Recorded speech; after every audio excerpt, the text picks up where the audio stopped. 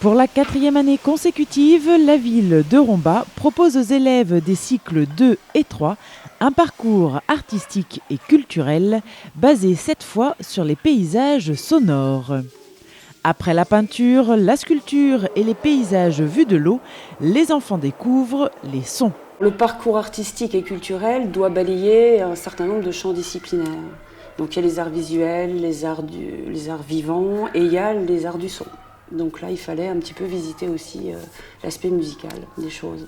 Et pour visiter l'aspect musical des choses, Pascal Régère a fait appel à René Le Borgne, compositeur, batteur, percussionniste et passionné de son en tout genre. Quand on m'a parlé de paysage sonore, j'ai forcément répondu oui, parce qu'en plus, il s'agissait de 5 projets, de 5 classes. Le projet d'ailleurs a été présenté en ce sens où il concernait, l'idée c'était de le faire partager pour un maximum d'enfants. Et si un maximum d'enfants, ça veut dire, comment dirais-je, avec pratiquement le même sujet ou les mêmes matériaux, 5 projets différents qui pour autant sont dans la même veine et dans le même schéma et d'organisation et de sensibilité et de... Voilà, enfin moi j'ai répondu tout de suite parce que, et puis travailler avec les enfants, travailler à l'école avec les enfants, ça veut dire qu'on touche tout le monde et ça c'est important. Je crois que c'est un domaine dans lequel il excelle et puis je crois aussi qu'il aime faire ça. Et puis c'était une façon pour nous d'amener des activités d'écoute, d'expérimentation et de production sonore. C'est plus facile de travailler avec des objets de récupération. En effet, pour reproduire des sons émis par un environnement sonore naturel ou créé par l'homme, René Le Borgne n'hésite pas à utiliser des objets du quotidien. Et nous, notre musique, elle est fabriquée bien sûr par des sons qu'on va aller chercher avec des sacs poubelles, avec des objets qu'on frotte, avec des objets qu'on tape, avec des objets usuels du quotidien qu'on détourne. Et à partir du moment où on considère qu'un bocal ne renferme pas que des olives, mais qu'il est peut-être généreux dans la sonorité qu'il dégage, si on considère qu'un sac plastique ne renferme pas uniquement des objets, mais que dans la manière qu'on a de l'utiliser, ça provoque des sonorités, ça évoque quelque chose, alors on essaye de construire quelque chose autour de ça, en lien avec l'imaginaire des enfants et le travail de recherche qu'ils ont eu sur le sujet choisi avec la maîtresse.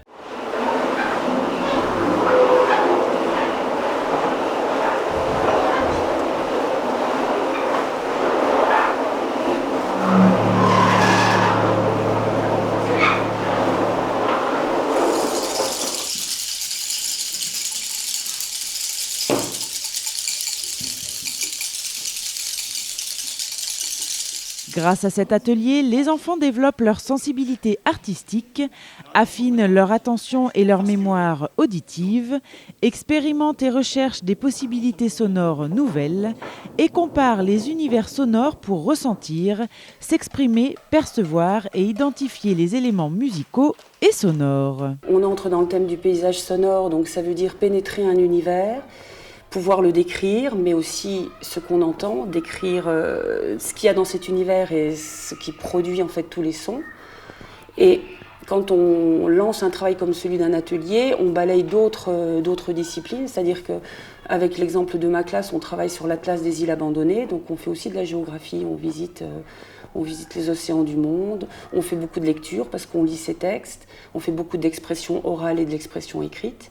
Donc la musique est liée aussi à d'autres disciplines. Une découverte qui allie musique et géographie pour cette classe, un bon moyen d'apprendre en se divertissant, et ce ne sont pas les enfants qui vont dire le contraire. Ils sont tout simplement heureux. Aujourd'hui, je leur ai dit on ne va pas au gymnase parce que René vient à 9h, ils ont fait ouais. Et ça c'est pour que des enfants fassent ouais quand ils vont pas au gymnase. C'est qu'effectivement René c'est une fête. Quand René vient, c'est une fête. Mais on travaille. Et il réussit vraiment à les diriger comme un chef d'orchestre. Et ça, c'est hyper important parce que les enfants, dans la vie de tous les jours, on n'arrête pas de le dire, sont de moins en moins attentifs. Et c'est un exercice génial de cet atelier. Un atelier qui concerne 5 classes rombasiennes et pour la première année, la participation des élèves de 6e. Chacune des classes va créer une pièce musicale et inventer un univers qui les intéresse. Il y a l'aspect urbain des choses, c'est-à-dire qu'une ville qui se projette dans 50 ans. C'est-à-dire comment on raisonne sur l'actualité des choses et comment on projette et comment on va projeter ça. Dans une autre classe, c'est la ville haute, nous allons parler du rapport urbain et rural. C'est-à-dire qu'est-ce qu'on entend dans la ruralité, qu'est-ce qu'on entend dans l'urbain, quelles sont les choses qui se mélangent, qui s'entrechoquent, qui se usinent, la terre, le fer, voilà, il y a des choses, voilà, comment on met ça en relation. Nous allons aussi évoquer le repas dans une autre classe, c'est-à-dire qu'il va y avoir une mise en scène d'un repas, du début du repas jusqu'à la fin. Comment les assiettes, les verres, comment communique-t-on? Est-ce que c'est un moment privilégié ou pas? Est-ce qu'on discute? De quoi parle-t-on? Est-ce qu'il est important que les choses soient signifiantes quand on discute, ou est-ce qu'on va inventer un langage avec certaines onomatopées? Est-ce qu'on va musicaliser les choses? Voilà, on est en train de travailler sur l'évocation de cela. Et il me manque une classe.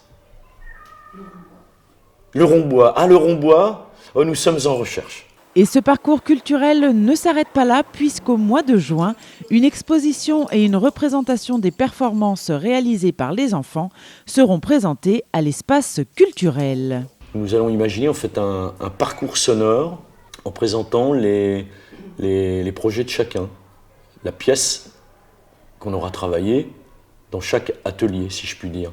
Et donc en fait, il s'agira plutôt d'une installation sonore, à l'intérieur de laquelle les enfants vont donner des représentations qui seront donc publiques, pour les enfants qui n'ont pas pu participer, eux aussi peut-être pour un public plus élargi, les parents et d'autres gens. Et en fait, cette installation va être pérenne pour une quinzaine de jours et qu'on pourra visiter même quand les enfants ne sont pas là. C'est-à-dire qu'il y aura une sorte d'explication des lieux que nous aurons fabriqués.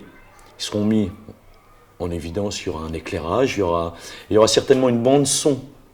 Tout ça c'est en cours encore, hein. Il y aura certainement une bande son qui sera enregistrée sur le travail, la production des enfants, et qui sera diffusée tout au long de la visite. Donc en fait c'est vraiment en 2 temps, cette exposition. Ça participe d'une installation à l'intérieur de laquelle chaque groupe d'enfants, comment dirais-je, va jouer sa performance en fait.